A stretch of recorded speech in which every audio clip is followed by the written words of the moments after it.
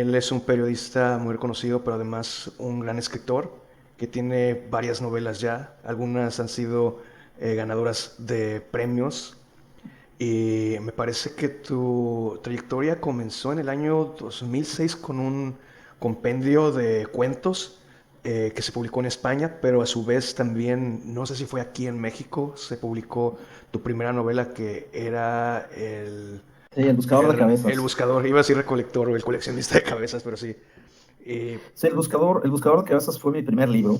Salió en junio de 2006. Lo publicó la editorial Joaquín Mortiz aquí en México. Y en 2007 apareció en España El Jardín Japonés, que fue mi primer libro de relatos. Unos meses después, no había pasado ni un año de que había aparecido publicado El Buscador cuando salió El Jardín Japonés. ok, o sea que tuviste como premio doble por haberlo dicho así, ¿no? O sea, en cuanto a que se publicaron en dos lugares al mismo tiempo. Sí, bueno, y también en 2007 apareció Recursos Humanos. En realidad, yo tardé mucho en publicar. Publiqué hasta que tenía prácticamente 30 años cumplidos. Faltaba pocas semanas para que yo cumpliera los 30 años cuando apareció El Buscador. Y para octubre de 2017 ya tenía 3 libros publicados. Tardé tanto en publicar El Buscador que ya tenía terminada Recursos Humanos, que luego fue finalista del Premio Herral de Novela de la editorial Anagrama y apareció publicada En en 2007, octubre ¿no? de 2007, exacto, y en medio ya ha aparecido El Jardín Japonés, que fue mi primera colección de relatos. Entonces, pues sí, pasé en poquito más de un año, en año y 4 o 5 meses, pues de ser inédito a tener 3 libros publicados, 2 de ellos en España. Sí, bueno, yo comencé a escribir en la adolescencia, en realidad, algunos cuentos y pues mis primeros proyectos de novela, que pues, fueron de mucho aprendizaje, pero que finalmente no se terminaron, los abandoné porque me empezaba a interesar en otras cosas y me resultaban ya un poco fallidos, pero finalmente pues fueron la escuela en la que me eduqué, digamos, como autor, pues con la prueba y el error, ¿no? Escribiendo un montón de páginas y desechando ese montón de páginas, ideas, personajes, situaciones. Algunas las retomaba y las escribía desde otro punto de vista, otras directamente las abandonaba, porque desde luego pues va uno creciendo y se va transformando también sus concepciones. Eh, entonces no es como si todo ese material de 15 años hubiera acumulado, sino que Ujú. mucho de eso lo deseché, pero sí quedó la idea del buscador de cabezas en la que trabajé muchos años y la escribí y la reescribí muchas O veces. sea que hubo un Eh, prototipo, ¿no? O sea, eh, empezaste escribiendo algo y dijiste, no, como que no va para allá, vamos a sí, reescribirlo de diferente manera. de reescribirlo, pero digamos, la idea del buscador estuvo ahí muchos años antes de que el buscador apareciera publicado. Es un libro que más o menos de que se me ocurrió a que apareció publicado pasaron 10 años. Y en esos 10 años, pues no es que trabajara todos los días en el libro, sino que fui y vine con el libro muchas veces hasta que encontró su forma definitiva, más o menos unos 5 años antes de aparecer publicado. Lo resolví, digamos, en la mente, con bastante precisión cómo quería que fuera el libro, y pues fui encontrando la realidad de la escritura, pues la forma final de esa novela, pero ya me planteé por primera vez en mi vida publicarla, que era algo que yo no había intentado. Eh, Ujú. Jamás se me pasó por la cabeza publicar pues esos primeros intentos, primero porque no se terminaban y porque no estaba satisfecho con ellos, ¿no? Yo quería estar muy seguro, pero algunos amigos míos publicaron, sobre todo algunos poesía, pero publicaron muy jóvenes, tuvieron esa oportunidad y luego se arrepentían de haber publicado tan jóvenes y se arrepentían de esos primeros libros y andaban a la casa de los ejemplares que anduvieran todavía por ahí dando vueltas en las librerías de viejo, pues para comprarlos y sacarlos, ¿Por que nadie qué? más los leyera, porque se arrepentían porque habían publicado en un impulso por una prisa que a veces se tiene en la juventud de figurar, de hacer algo concreto, y algunos años después pues, ya se arrepentían de lo que habían publicado, ¿no? Yo no Pero quería pasar por eso, yo siempre he yo no pensado que es quería como para, una evolución, ¿no? pues es una evolución, pero a veces queda terriblemente mal. Y la verdad es que, salvo que seas Rambo, pues es muy difícil que a los 19 años escribas algo que quieras que se quede ahí para siempre. De la misma Sí, manera que entiendo. nadie se casa con la persona con la que andas a los 19 años. Es muy difícil, ¿no? Son excepciones. Pues sí, estás aprendiendo, pero es mejor aprender en las sombras. Es mejor aprender fuera de cuadro. Yo creo que uno de los problemas para los chicos que escriben hoy, y lo veo porque doy talleres, es que algunos de ellos, incluso sin planteárselo, pero están Ujú. muy expuestos. Sí, claro. Tienen blogs, comparten cosas en las redes sociales, la gente sin conocimiento de causa muchas veces los critica o les da opiniones que no están fundamentadas y los desanima o los tunde, porque están escenificando, digamos, en un escenario, por más que sea pequeño, pero en un escenario, cosas que a lo mejor deberían dejar un poco para ellos nada más, ¿no? Educarse en las sombras y realmente buscar los reflectores, pues cuando tengas algo de compartir, con lo que te sientas plenamente seguro y que sepas de compartirlo, porque eso no existe, pero sí que estés seguro de por qué hiciste lo que hiciste y que en la medida de lo posible, pues no te vas a repetir, no vas a estar cazando tus primeros libros. Yo, al contrario, no solo no me avergüenzo del Buscador de Cabezas, sino que, mira, ya va por su 5ª edición, El Buscador de Cabezas, ha sido traducido, y la verdad es que es un libro que me ha dado un montón sí, en otros idiomas, entonces es un libro que me ha dado un montón de satisfacciones, ¿no? Sí, valió la pena toda la espera, por lo que dices, ¿no? Sí, no, sin lugar a dudas, valió mucho la pena la espera. Tú también eres periodista y escribes columnas y notas acerca de noticias y cosas así. ¿Nos puedes hablar un poco acerca de eso? Sí, a ver, yo no me considero periodista porque nunca fue mi vocación el periodismo. A mí me gusta estar enterado, sí, de las cosas que suceden en el mundo, en mi comunidad, en la sociedad, en el país, etcétera, pero no tengo una gran vocación de reportero, de investigación que anda destapando las cloacas. Ya sé. La verdad es que no es algo que nunca me ha interesado particularmente. Yo elegí al periodismo, o me eligió el periodismo como oficio, y de eso sobreviví durante un montón de años. Porque la literatura es una dama complicada y celosa y es muy difícil vivir del ejercicio de la literatura, sobre todo en un país como México, que es poco lector, sobre todo de literatura relativamente seria o rigurosa, por muchísimas circunstancias que no viene al caso mencionar, pero esa es la realidad, ¿no? Nuestros bestsellers pues venden 40, 50 mil libros, cuando un bestseller en Estados Unidos vende 4 o 5 millones de ejemplares. Esa es la diferencia de la dimensión del mercado, ¿no? Es decir, un país de 130 millones de habitantes, en donde los que leen mayoritariamente leen cosas como Harry Potter, pues no es ni de lejos de los países que más han comprado Harry Potter. Países mucho más pequeños, pues la gente lee mucho más y han vendido muchos más libros de Harry Potter. Sí, de ese tamaño es nuestro conflicto, digamos. El tema es que mi vida, el periodismo, traté de ejercerlo con la mayor seriedad posible, casi siempre como editor, es decir, revisando y trabajando y tratando de pulir y de mejorar el trabajo de otros, de los reporteros, que eran los que sí salían a la calle, los que sí se rompían los cuernos por conseguir las noticias y por conseguir las entrevistas y las exclusivas, etcétera. Y ese fue un trabajo que esencialmente me sirvió a mí también como una escuela de autoedición. Porque finalmente se trata de poner en cuestionamiento el lenguaje, la eficacia del lenguaje, el vocabulario, la manera en la que transmites las historias para sus lectores, sí, y todo eso termina siendo muy útil, me parece, o lo ha sido para mí como escritor. Desde luego que la parte del periodismo que más me interesa, pues sí ha sido el articulismo, que tiene mucho, además de la manera que yo lo veo como de literario. Muchos de mis escritores favoritos han sido articulistas, grandes articulistas como Jorge Ibargüengoitia, que siempre pongo de ejemplo. Esa parte del periodismo que es casi como una literatura instantánea, como una literatura a contrarreloj, es la que más me ha interesado, ¿no? Y la que sí he ejercido durante mucho tiempo. Y que me ha dado pues un montón de satisfacciones, ¿no? Yo dejé ya las redacciones periodísticas hace 10 años, pero me he mantenido como columnista en medios de comunicación y como colaborador de medios de comunicación. Llevo muchos años de ser columnista en El País, sí, he visto y además de que es un periódico que me gusta mucho, pues me da esa posibilidad de libertad de escribir lo que quiera, ¿no? Si no quiero escribir columnas de opinión, escribo perfiles, escribo crónicas, me da esa libertad el País. Y es un tipo de disciplina que a mí me gusta también, ¿sabes? A mí no me parece que como escritor me venga bien el termino un libro y me paso 3 años sin escribir hasta que comienzo el que sigue. De alguna manera es como ejercitarse, ¿no? El tener ese gusanito de la semana, fijarse en los temas, filtrarlos en la cabeza, elegir una historia, elegir un enfoque, y contarlo de una manera pues eficaz, interesante, sin caer tampoco, que es algo que en el periodismo no me gusta, pues en el asunto del estilacho, ¿no? De los escritores que solamente hacen como alarde de cómo redactan y terminan haciendo piensos. Esa parte de la escritura periodística no me interesa, ¿no? Es decir, me interesa que mi nota interese a los lectores por el tema y que puedan decir, mira, qué bien me contaron la historia, y a lo mejor ni se fijen quién la escribió, ¿no? No trato de hacer como ejercicios de estilo, de lo que yo llamo estilacho, de dárselas de muy acá, y ya viste, escribe sobre su perro, pero qué bonito. Bueno, no, pues mi perro no tiene interés periodístico, ¿no? Es un interés absolutamente familiar, entonces no voy a escribir ni de mi perro ni de mis familiares basándome en que tengo un nombre y en que le echo estilacho. Lo que es importante para mí es que pues, pueda escribir esas pequeñísimas historias de vida, de situaciones, de personajes, y que los lectores que se lo topen se interesen por la historia y no por mi nombre, ¿no? Cierto, un día estaba leyendo un artículo sobre Alfredo Adame y me quedé así Mm. como que... De hecho, creo que fue tuyo. Yo escribí hace poco sobre Alfredo Adame, entonces Ah, puede sí, ser, sí, sí, sí. sí. Y dije, mira.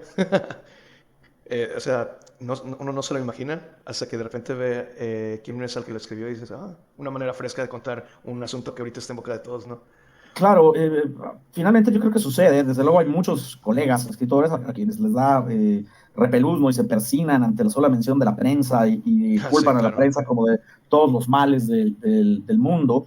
Y yo creo que uno tiene que asumir pues sí, probablemente, no sé, Rambo, al que ya cité, nunca cito, yo ya lo cité 2 veces, pues no habría escrito sobre Alfredo Adame, no lo sé, o Mayakovsky, o cualquier escritor sublime, etcétera, pero a mí en realidad esos tipos de personajes me parecen muy divertidos y también tienen que ver un poco con la estética que yo busco en mis libros, que es una estética prosaica, muchas veces soez, de ese lado B, de ese lado más bien lodoso de la vida cotidiana. Esa parte me interesa mucho. Hay demasiados escritores que piensan en términos de lo sublime y que hacen textos que parece que fueron una papelería a comprar papel lustre y papel de China y algodoncito Ajá, y lo y lo pusieron todo dejan así. todo como si fuera el altar de muertos de su abuelita. De Y a mí, mamá Coco. sinceramente, no me interesa exacto esa estética de Mamá Coco. Y si escribo sobre esos personajes es porque me divierten, ¿no? Porque me parece que algo hay de interesante y algo dice de la sociedad, la existencia de un Alfredo Adame, más allá de Alfredo Adame mismo. Yo creo que todo tiene que ver justamente en lo que hablábamos hace un momento del enfoque del texto, ¿no? Algunas de mis novelas, narradas desde otro punto de vista, pues serían melodramas terribles, con ese tono que ahora triunfa tanto en la literatura mexicana, de Mujer Casos de la Vida Real de Sí. Silvia Pinal, y que viene de Ismael Rodríguez y que viene de los melodramas de toda Caldo la de vida, pollo para el alma y mexicano. que a mí no me interesa en lo absoluto, ¿no? A mí me interesa una parte que es mucho más abrasiva, que es de alguna manera la posibilidad de reconocerse en esos horrores sociales.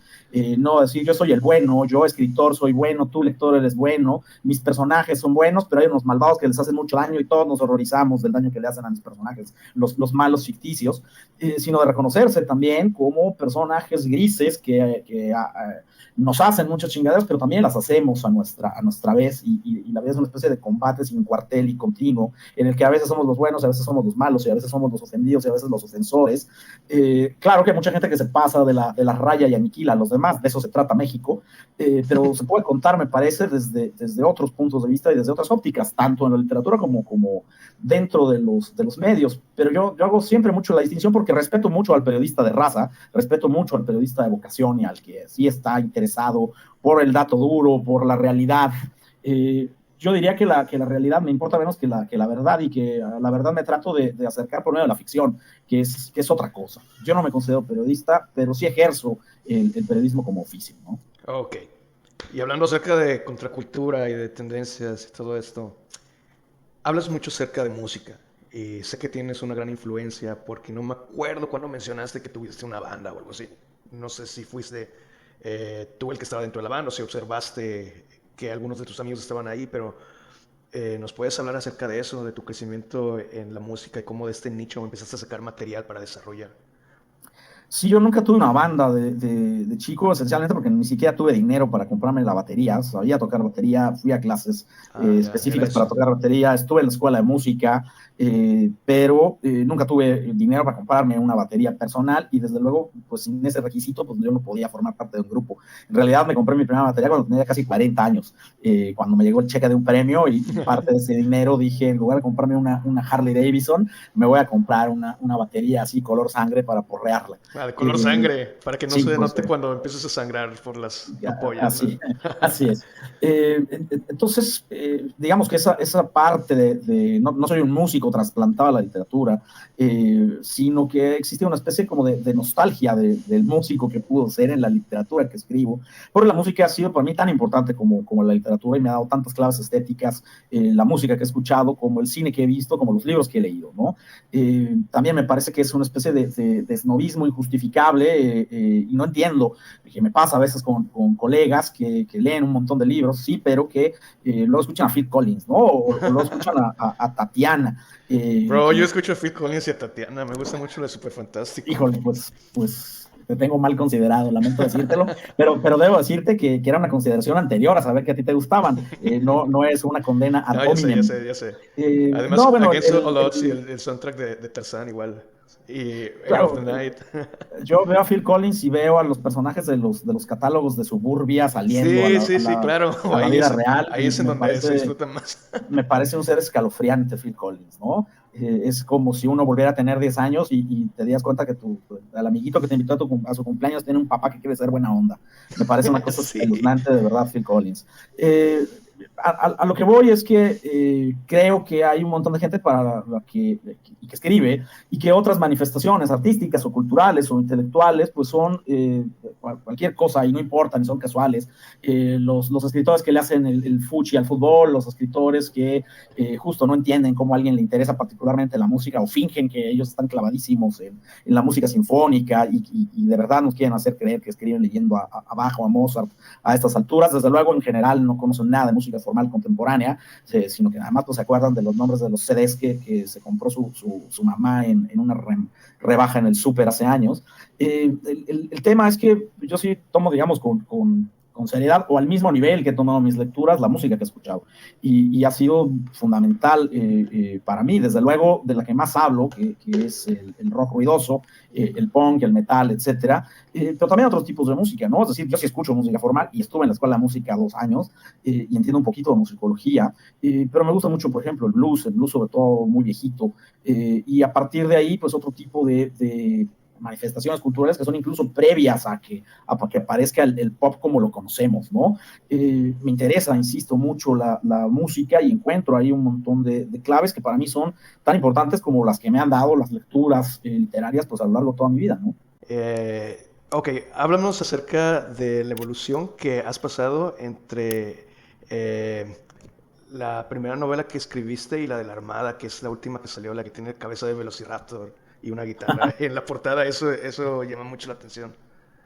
Sí, bueno, obviamente le pasaré tus felicitaciones al diseñador, aunque yo soy muy clavado con las portadas y sí les doy el visto bueno a todas y he rechazado un montón de A mí me portadas. gustó muchísimo la portada, o sea, Sí, desde que sí, la vi claro, yo no sabía que tú la habías escrito, yo fui directamente, estaba en el Palacio de Hierro en Monterrey y fui directamente a esa novela, precisamente porque vi un Velociraptor con una guitarra y no cualquier persona se atreve a escribir acerca de Velociraptor. Sí, pero obviamente no está como que totalmente conectado, pero me llamó mucho la atención visualmente. claro, sí, no, el trabajo del diseñador es espléndido, ¿no? A ver, desde luego que yo no sé si describirlo como evolución, porque eso parece dar a entender que lo primero no era tan bueno y lo nuevo es mucho mejor, que en parte sí lo creo, pero en realidad yo diría que uno se va transformando porque te vas interesando en otras cosas, ¿no? Ujú. Es decir, a mí me gusta tanto El Buscador de Cabezas o Recursos Humanos, que fueron mis dos primeras novelas, que no siento la necesidad de repetirlas. Me interesa hacer otras cosas y cosas que sean diferentes. Hay muchos colegas que de alguna manera lo asuman o no, están escribiendo siempre la misma novela, escritores que tú sabes que nunca van a poder cambiar ni siquiera mínimamente de registro porque están amarrados, casados, con una óptica, con una técnica y con un enfoque y nunca se van a mover de ahí. Y yo no quiero ser uno de esos escritores, ¿no? Ujú. Entonces, de alguna manera, esas dos primeras novelas tienen una estética muy clara, aunque tienen también muchas divergencias entre sí, pero a la vez sí tienen como muchas afinidades internas. Ánima de alguna manera, que es la tercera, ya es una especie de transición. Sí. Hay pequeños fragmentos, las dos primeras novelas están narradas en primera persona. Ajá, se ve la transformación de cómo... En Ánima también está narrada en primera persona buena parte de la novela, pero entran otras voces, el discurso cambia, hay muchos saltos temporales, no es una historia que busque ser plenamente redonda y amarrada cerrada como son el buscador de cabezas y recursos humanos, sino que más bien se abre hacia muchas cosas. Es como una especie de colección de fotografías en la que no están el 100% de las fotografías y puedes establecer una cronología, pero hay cambios incluso de tono del narrador, porque empieza a narrar pasajes que son de su temprana adolescencia, luego pasa a pasajes de su juventud y luego pasa a otros en los que ya es maduro. Entonces también hay como ciertos cambios de talante dentro del propio narrador.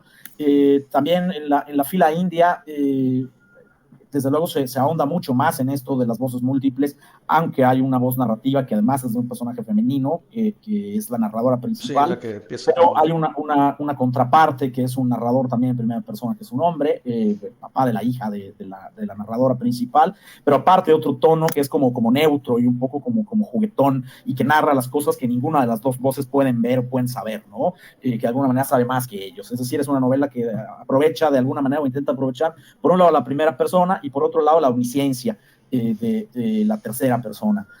Y de ahí pasé a Olinka, perdón, a México, que es una novela construida por dos historias con dos tonos completamente distintos, narradas ambos en tercera persona.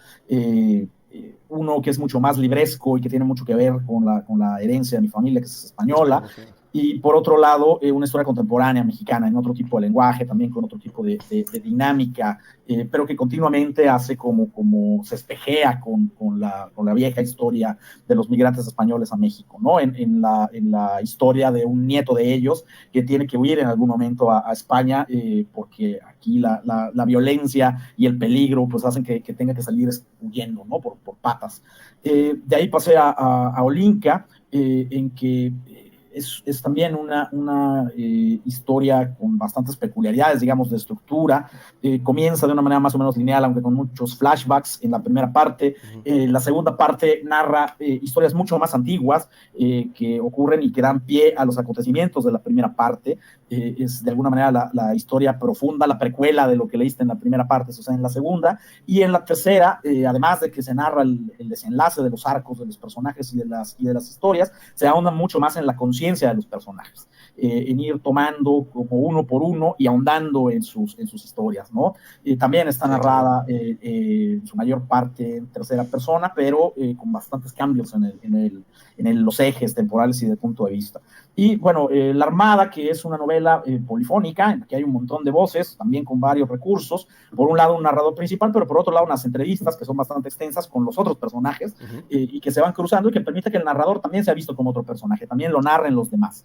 Y de alguna manera, pues tengas una panorámica mucho más completa, ¿no? Entonces, digamos, técnicamente, la verdad es que es lo que más me importa, desde luego que los temas de los libros me importan, porque yo escribo sobre las cosas que me fascinan o que me irritan o que me molestan o que me encantan. Nunca escribo sobre cosas de, ya me leí 2 páginas de Wikipedia y voy a hacer una novela sobre eso. Al contrario, Claro que escribo sí. sobre las cosas que me obsesionan. Pero para mí lo importante es la construcción literaria, ¿no? Pero mi chamba básicamente es eso. No es que los temas sean casuales, porque insisto que son mis pasiones, pero yo creo que la literatura, y hace rato decías, ni siquiera había visto el nombre y me llamó la atención en la portada. Bueno, a mí lo que me importa, como te decía hace rato con las notas periodísticas, es que a la gente le importa el libro, le gustan los personajes, le gusta la historia, y no se plantea, mira, es que a mí me gusta cómo escribe fulano, entonces lo que escriba fulano lo voy a leer, Es ¿no? que es lo que me cachó mi vista. No significa, cuando llego, lo primero que hago es que, ok, vamos a ver quién lo escribió y vamos a ver la parte de atrás a ver si tengo alguna conexión, porque normalmente tienen ese plastiquito que no te deja ver. Entonces, desde que vi que eras tú, dije, no, pues sí, doble sí, ¿no? Bueno, Y pues aparte luego, qué bien, qué bien. oye, tengo tres preguntas más. La Vale. primera es algo que ya mencionaste. Tus papás son inmigrantes españoles en México. ¿Cómo eso ha influido en tu obra? Bueno, la española es mi mamá y la familia de mi mamá, que es con la que me crié realmente, pues mis padres se divorciaron cuando yo era muy, muy, muy pequeño. Ujú.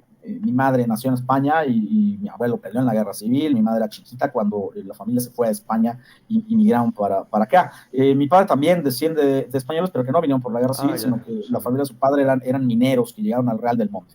¿No? También tiene raíces españolas, en parte de su familia, de ahí viene el Ortuño, sin ir más lejos, pero además de que no me crié con mi papá y tuve muy poco contacto con él, lo he tenido muy, muy poco contacto con él a lo largo de mi vida, pero digamos, familiarmente, pues también sus padres habían muerto y él lo recogió una familia que estaba emparentada suya, pero pues creció un poco como lo que en México llamamos entenado, Sí. y desde muy joven se concentró en sus estudios y en el trabajo, y realmente no tiene como una gran historia familiar, y como casi no traté con él, pues tampoco me influyó particularmente, ¿no? En cambio, la familia de mi madre sí era muy pequeña, pero muy unida, muy cerrada, y vivían la mayoría juntos aquí en Zapopan, en Jalisco, que es uno de los municipios que forman la ciudad de Guadalajara, una parte residencial bonita, como de clase media, que es conocida como Chapalita, aunque desde luego, como pasa en todos lados, pues son como 10 colonias las que integran esa Chapalita. La mía se llamaba Jardines de San Ignacio,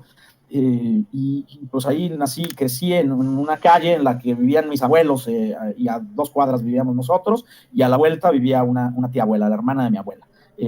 Todos mis mayores eran españoles, lo que leían era literatura española, es decir, tanto del siglo de oro como de la generación del 98, la del 27, la de Lorca y León Felipe y demás, pero también incluso los libros humorísticos, ¿no? Todos eran pues, de literatura española. Y eso fueron muchas de mis primeras lecturas, y tuvo, además de la cuestión cultural, porque vivían como sucede en muchas familias de migrantes, pues seguían cocinando comida española, y yo comía comida mexicana, pues cuando iba a comer con alguno de mis amigos, si es que nos hacían sándwiches, pero pues ahí en realidad, pues en mi casa, pues mi mamá o mi abuela, pues no preparaban tacos, o no preparaba chilaquiles. Mi mamá aprendió a hacer chilaquiles con el tiempo, pero digamos, en todo caso se fueron ahí salpicando de mexicanidad, pero pues esencialmente seguían viviendo como españoles, hablaban como españoles, deseaban como españoles. ¿Por qué no lo adoptaste ese No, bueno, pues acento? se me quitó el primer día que fui a la escuela, por supuesto, porque me dieron una madriza. O sea, los ¿Es niños parecían neta? ser un mamón. Entonces, pues por supuesto que a mí mi abuela era profesora de educación básica y me enseñó a leer a los 4 años, y yo ceseaba perfectamente y distinguía la C de la Z y de la S, pero pues luego fui a una escuela pública y el primer día me dieron pamba y no volví a cesear en toda mi vida, ni lo haría. Todavía siento que me dan desapes si ceseo. Eh, ¿Música es decir, española no escuchabas? eh, pues un poco rock español, sí. Ahí sí Eh, seas, o sea, cuando la cantas. pues lo puedo hacer, es decir, sí lo distingo en la cabeza, la C de la S y de la Z, pero no es un tono que se me dé naturalmente a estas alturas de ninguna manera, pues. Oye, Eh, ¿nos puedes decir qué escuchabas? A mí sí me da curiosidad porque yo escucho desde pequeño mucha música española, rock, pop, incluso electrónica.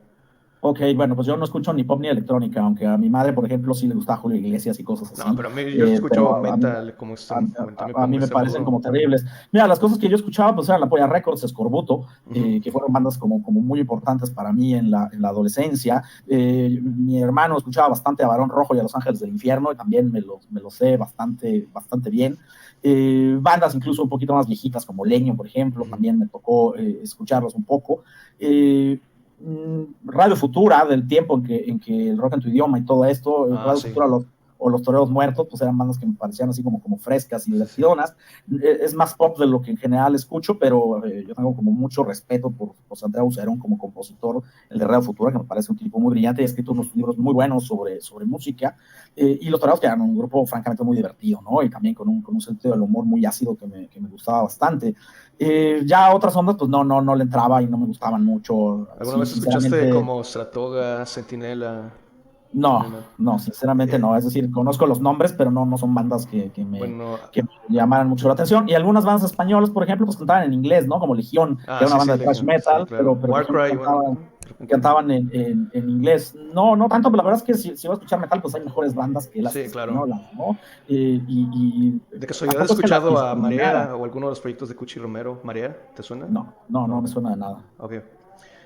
Oye, bueno, hablando acerca otra vez de tu trabajo, esta es ya la segunda pregunta, antes de que terminemos, ya solamente quedaría una. ¿Me puedes hablar acerca de cómo conseguiste editorial? ¿Cómo fue tu proceso para publicar la primera vez? ¿Te acuerdas?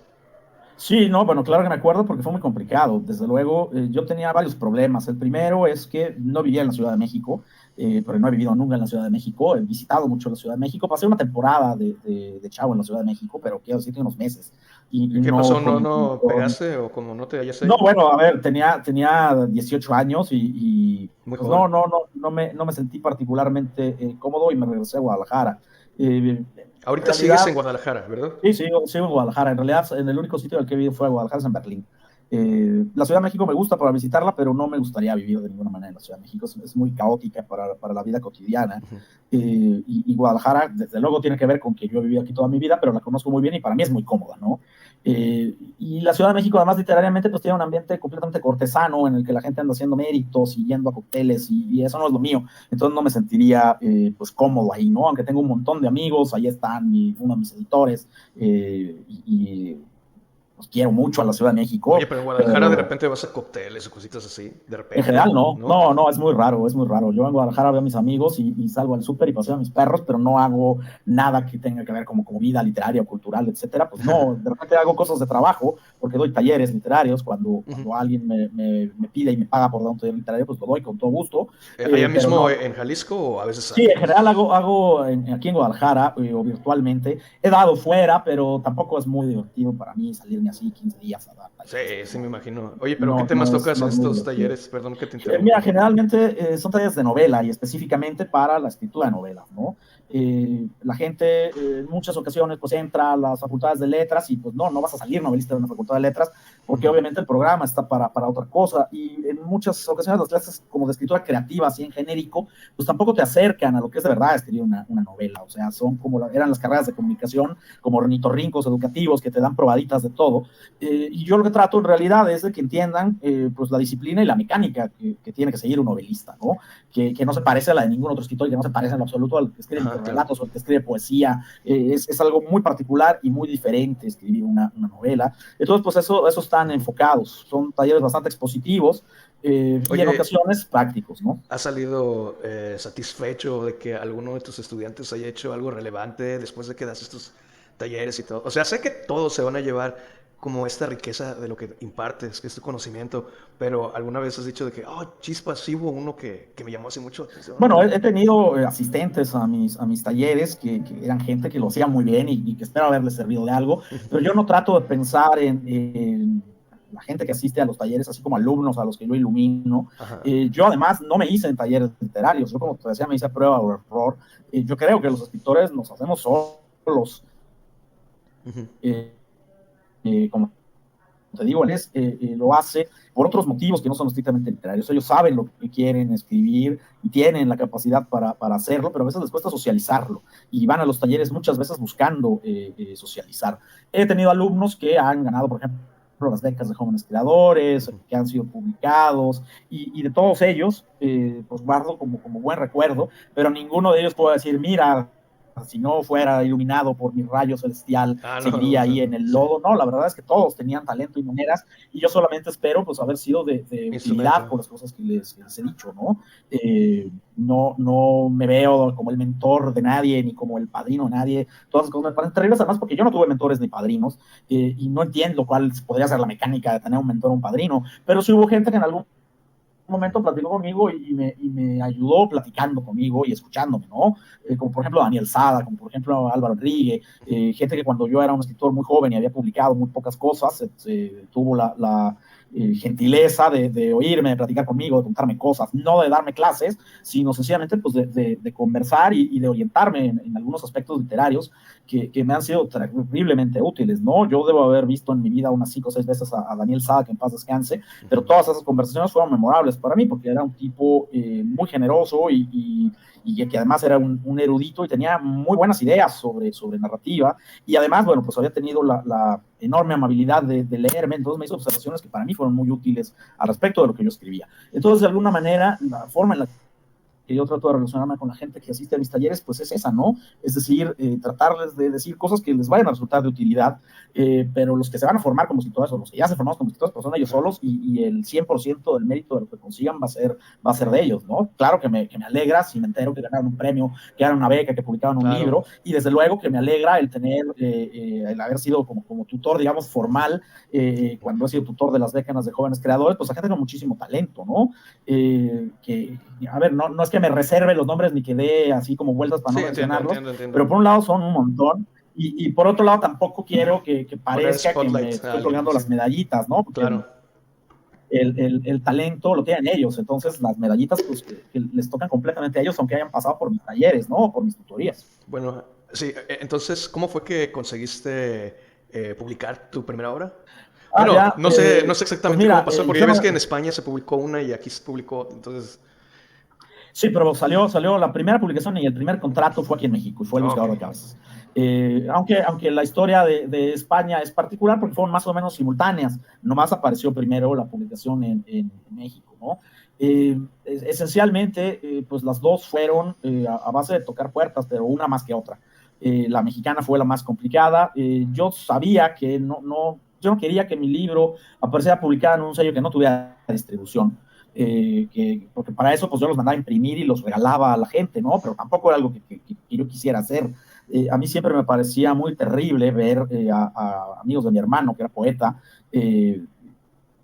pues que andaban ahí regalando sus libros o haciendo trueque por libros, como si fueran artesanos que andan ahí cambiando cadenitas por collarcitos. No era algo que me interesaba particularmente y que si yo sintiera que me abonaba algo como creador literario, entonces no quería y tenía esa idea muy clara, pues publicar en una Secretaría de Cultura, publicar en una editorial pequeñísima, y hubo un momento en el que quizá lo llegué a considerar, pero pues porque no se me abrían las puertas, y no se me abrían las puertas, pues porque desde luego las editoriales no me conocían. Es decir, yo era un periodista, para ellos, yo era un periodista de Guadalajara que editaba ahí en un periódico de fuera de la Ciudad de México, que no estaba padrinado por nadie de la Ciudad de México, y que pues que no era nadie a fin de cuentas, ¿no? También una historia que se cuenta poco, pero pues es que yo perdí como 15 becas de jóvenes creadores una tras otra. Nunca me dieron la beca de jóvenes creadores. Ni siquiera cuando yo había publicado Recursos Humanos me dieron la beca de jóvenes creadores, ¿no? Luego ya Oh. siempre que he pedido la del Sistema Nacional de Creadores me la han dado, pero pues porque ya tenía yo una trayectoria que pues no era fácil que me dijeran ahí no, pero escuché un montón de ahí no, sobre todo con las becas, ¿no? Con publicaciones no, pues porque solo tenía ese primer libro. Saqué una lista de 5 editoriales mexicanas en las que quería presentar la novela, y la presenté en las 5 editoriales y en 4 de ellas, bueno, en 2 de ellas jamás me respondieron, jamás, que es lo que le pasa además a muchos jóvenes escritores, que las editoriales ni siquiera dan acuso de recibo de que les llegó el manuscrito. Otra me mandó una carta de rechazo que era para otro libro, es decir, ni siquiera se tomaron la molestia de hacer las cosas bien. Un editor que además era nefasto y que por suerte ya hace muchos años que no publica, pero me mandó una carta de rechazo que era para otro libro, ¿no? Para una novela de aztecas.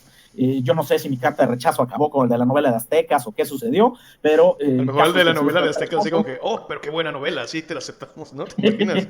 No, desde luego que me habrían buscado y nunca salió la novela de Aztecas tampoco, que creo entender por la carta de rechazo que era muy ridícula. Y en otra editorial, la editora tal cual me mandó una carta diciendo que yo lo que necesitaba no era un editor, sino un psicólogo, ¿no? ¿En Y serio? que esa novela, que era El Buscador de Cabezas, pues o sea, no solo ella no la iba a publicar, sino que nadie la iba a querer publicar. Seguramente se Y comió sus palabras cuando la vio ahí, no sé, en Y algún sitio. la última editorial se tomó bastante tiempo, que era Joaquín Mortiz, igual pues porque el editor no me conocía, la mandó a dictaminar, le hicieron una cantidad de dictámenes increíbles, a mí me mandaban de repente los paquetes de dictámenes porque le seguían dando vueltas con los dictámenes y no se decidían. Le hicieron como veintitantos dictámenes, es decir, cerca de 25 dictámenes y como Eso es 23 demasiado eran, y es ridículo. eran, Bueno, eran pues, positivos. Bueno, duró 2 años dando vueltas, entonces entraba dictamen. Pero claro, el editor era un tipo ocupadísimo y quería tener la seguridad de que si se leía el libro, pues valía la pena que perdía el tiempo en el libro.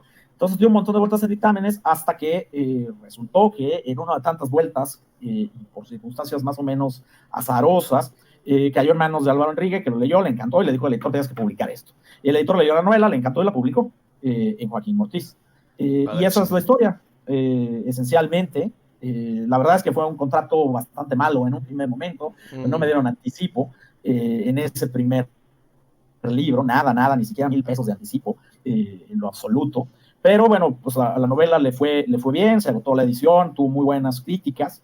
Y a las pocas semanas de que había aparecido la novela publicada, me escribió un agente alemán diciendo que había leído la novela, que le había encantado y que quería ser mi agente. Y bueno, pues él es mi agente hace ¿En serio? casi 20 años, y ya no he tenido que presentar yo manuscritos en ningún lado. Claro, a esas alturas yo ya había metido la novela a concursar al premio RAL de Anagrama. Era mi segunda novela, como finalmente pues con Joaquín Mortiz, mi editor, se había ido a trabajar a otro grupo, no sabía yo muy bien cómo iban a estar las cosas, pues la segunda novela que había escrito en todo el periodo en que tardó la primera en publicarse, pues escribí una segunda, que fue Recursos Humanos, y la mandé a concursar, y bueno, pues quedó como finalista el premio, ¿no? En España muchos de los premios tienen un ganador y un finalista, que también es publicado y también te da una lana, ¿no? Esa fue Entonces la yo fui novela con la que te conocí, el la de finalista, Recursos Humanos. la de Recursos Humanos, y en medio de esos dos momentos, que fueron pues uno de mucha insistencia y el otro azaroso, porque también finalmente pues yo no conocía absolutamente a nadie en Anagrama, en el jurado estaba, imagínate, Enrique Vilamatas, es decir, pues era un jurado de muy gran nivel, Sí. el mismísimo Herralde, el editor, también estaba en ese jurado, entonces desde luego que eligieran mi novela, pues para mí fue una felicidad enorme, y en medio de eso había aparecido el libro de cuentos, que lo que sucedió es que un día recibí una carta de Juan Casamayor, del editor de Páginas de Espuma, que me dijo que le habían recomendado los cuentos que yo subía entonces a un blog. Yo tenía un blog y escribía cuentos y los subía al blog. Y rápidamente los quitaste, ¿no? Así como que no, ya se Tenía como, publicaron ya. sí, no, pero en realidad porque perdí el interés en el blog. Incluso ya estaba yo por cerrar el blog, solo tenía 6 cuentos y no había seguido subiendo los cuentos al blog. Juan me dijo, pues me recomendaron tus cuentos, me leí los 6 y si tienes otros 4 tan buenos como los 6 que leí, te sacamos un libro en Oye, Páginas yo de no he Espuma. visto esa publicación. ¿Sabes? No la puedo conseguir. El jardín japonés, Sí, el jardín japonés. pues ahí circula, es decir, yo creo que si te metes a la página web de Gandhi o de cualquiera de estas, Ah, ¿en Gandhi la puedo encontrar? sí, es bien Gandhi, ahí se vendió siempre, sí, claro. Ok, ahí la buscaré. Sí, y si no, en Mercado Libre, seguro, porque hay un montón de gente que compra libros en las ferias y luego los revende. Nomás fíjate que esté a un precio normalito, ¿no? Pero hay gente que Sí, que enloquece pasa y de compra un libro en 200 pesos en las ferias y lo quiere vender en 2,000 pesos en Mercado Libre. Yo compro Ah, qué muchos feo. libros, Bueno, sí sobre todo de sucede, segunda ¿eh? mano. Compro muchos libros de segunda mano en Mercado Libre, entonces aguas. Ah, yo pensé que las No, pues ferias. no, a ver, en las ferias compro algunas novedades, pero en las ferias normalmente pasa eso, que están las novedades y no leo tantas novedades. Pero pues básicamente ese fue el proceso, ¿no? Es decir, tuve algunos rechazos, pero calculé muy bien, es decir, no lo mandé a todas las editoriales del mundo, sino A las 5 pues en las que más editoriales bien. en las que yo pensaba que podía salir el libro, podía tener distribución, me gustaba a mí el catálogo de la editorial, que en el caso de que quisieran publicar el libro yo me iba a sentir cómodo y feliz. Y aunque en ese primer contrato mis condiciones con Joaquín Mortiz no fueron nada buenas, pero el libro salió publicado y a partir de ahí, pues todos mis contratos la verdad es que han sido buenos, ¿no? Y ya son un montón, pues llevo 20 libros, más las traducciones. Oye, ya solamente nos queda un poquito de tiempo. Am, Te voy a hacer esa pregunta. ¿Cómo le haces para seguir el hilo cuando estás desarrollando una novela? ¿Tienes algunos tips o algunos consejos? No, es que yo no sigo el hilo porque no escribo pues por instinto, yo hago una planeación No, o sea, hay pormenorizada personas que agarran y ponen así como que de lo sus que voy a nombres escribir. e hilos y Claro, cosas. claro, hay un montón de métodos, cada quien Ajá. tiene que encontrar el suyo. Yo incluso te diría que cada novela, ¿Es en mi diferente? caso, he tenido un método distinto, pero he tenido un método. Ok. Tengo una ¿Nos planeación la puedes compartir? y jamás escribo a ciegas. Básicamente lo que hago es que planeo a detalle. ¿Qué tono quiero escribir? ¿Qué prosa quiero utilizar? ¿Qué tipo de lenguaje quiero utilizar? O lenguajes, si es que tienen variaciones. Voy a utilizar, quiénes van a ser la voz narrativa, si va a ser primera o tercera persona, en qué influye el personaje, si él habla o si solo es escrito. Todo eso son decisiones que uno va tomando. Y que yo las sé en el momento en que comienzo a escribir, tengo mucha claridad de lo que voy a escribir. Claro que puede pasar que cuando estás escribiendo se te ocurren otras cosas que son mejores o que te parecen mejores y tomas otras decisiones y modificas tu planeación, pero no escribes sin planeación. Yo descreo cada vez más de este asunto del instinto. Creo que aunque tengas mucho talento literario, si te abandonas al instinto, por un lado tu proceso va a ser mucho más caótico, mucho más azaroso, y finalmente es un pensamiento mágico el pensar que lo que no decidas racionalmente te va a llegar como por las vibras o por la casualidad. A mí me parece pereza y creo que soy bastante capaz de detectar cuando leo autores y he tenido casos incluso con gente que es súper talentosa, pero yo leo la novela y me doy cuenta que está mal planeada y luego le pregunto al autor, oye, esto eran 2 historias y nomás las pegaste ahí vilmente y le pusiste el mismo nombre a los personajes y me terminan aceptando que sí, que eso hicieron. Y no te estoy hablando de gente que escribe mal, sino de gente que escribe muy bien, que tiene un montón de talento. Pero yo soy muy clavado en las estructuras narrativas, es algo que me interesa particularmente, las estructuras narrativas los puntos de vista también narrativos, en lo que me fijo mucho cuando leo, y me doy fácilmente cuenta de cuando el autor está pegando ocurrencias, y en general yo pierdo el interés en esos libros, ¿no? Porque la ocurrencia te puede llevar a cualquier lado. No basta con tener una gran prosa, porque, vamos, la gran prosa, pues nada es mejor prosista, no sé, que Joyce, o que Cabrera Infante, o que Fernando del Paso, o que Virginia Woolf, y eran autores que calibraban y planeaban a detalle las cosas que escribían. Desde luego que eran capaces de integrar lo que sucedía en la realidad de la escritura. Si en la mañana tienes así como unas reacciones brillantes y te ocurren toda una serie de cosas increíbles que no entran en la planeación, bueno, cambia la planeación a partir de ahí, pero no trabajas sin planeación, porque es como manejar sin volante, es decir, ¿a dónde vas a ir si no sabes a dónde vas? Pues vas a terminar llegando a un sitio, pero en general lo que pasa es que la gente da vueltas, es como este mito del lenguaje automático. El lenguaje automático que pasa es el que habla la gente cuando está medio dormida, cuando está borracha o cuando se da golpes en la cabeza, cuando choca, pues la gente habla en automático y ese tipo de lenguaje nunca es interesante. En realidad se restablece como el mínimo del lenguaje, la gente dice buenos días, buenas tardes, ay Dios, la gente no habla dormida, cosas increíbles y maravillosas. Eso es un trabajo de la conciencia y de la razón, y yo creo que en la medida en que nos sacudamos todas estas mitologías que a veces construyen los propios autores tan irresponsables que dicen, es que a mí el personaje me agarró y me obligó a que hiciera no sé qué. No, maestro, eso es esquizofrenia. O sea, tú lo hiciste. No te adornes diciendo que eres el medium de una zarza ardiente que por medio tuyo está dictando cosas. A mí, las personas que cuentan eso, o me parece que son muy cínicos y están mintiendo para adornarse, o pienso que son tontos, absolutamente, y que si acaso les caen las cosas, pues es absolutamente por casualidad, ¿no? Sí, claro. Bueno, pues, oye, muchísimas gracias por tu tiempo y por todo esto que en realidad fue muy rico en cuanto a información. Por último, ¿hay algún consejo que quisieras darle a las personas que están comenzando a escribir? Que no lo hagan. No, bueno, la escritura yo Plot creo twist, ¿no? que tiene que ser algo que se hace de verdad, de forma obsesiva, porque tu vida no tendría sentido sin la escritura. La mía no lo tiene. Si yo no pudiera escribir, no sabría qué hacer en el mundo. Es como mi manera de estar en el mundo, planear historias y contar historias. La verdad es que hacerlo por compromiso, hacer para ver si pega, voy a escribir ahora están de moda las novelas de autoficción con reivindicaciones sociales, pues voy a hacer voy a hacerme pasar por víctima. Fíjate que una vez fui de compras a Austin y había gente que me veía feo porque era yo mexicano, entonces la voy a denunciar en una novela. Qué aburrimiento, ¿no? O sea, eso son novelas que se hacen solas y que ya está escribiendo alguien más, y que si te tardas mucho en escribirla, pues lo que se va a poner de moda es otra cosa, y tu novela va a morir en el email, ¿no? Entonces no tiene sentido escribir por las tendencias o por las olas, parezca que van a durar mucho o parezca que van a durar poco. A mí me parece que no tiene sentido. Si lo tienes que hacer por una convicción personal profunda, porque eso quieres hacer y porque la escritura te individualiza, hace que no te parezcas a nadie más. La mayor parte de la gente no escribe, ni siquiera te pareces a los otros que escriben, ¿no? Y es un riesgo, desde luego, porque se escribe solo y como se lee solo, no convives cuando estás leyendo, te tienes que aislar, no convives cuando escribes, te tienes que aislar. Eso nos individualiza, y en esta época en la que está tan mitificada la comunidad y el todos con todos y maldito individualismo, pues parece mal la escritura y la lectura, pero en realidad para quienes nos agrada, pues sabemos que es un espacio de libertad enorme, ¿no? Entonces, pues ejercer esa libertad para mí es uno de los enormes placeres de la vida. Yo se lo recomiendo a todo el mundo. Desde luego, lo único es que también les tengo que decir que no es fácil.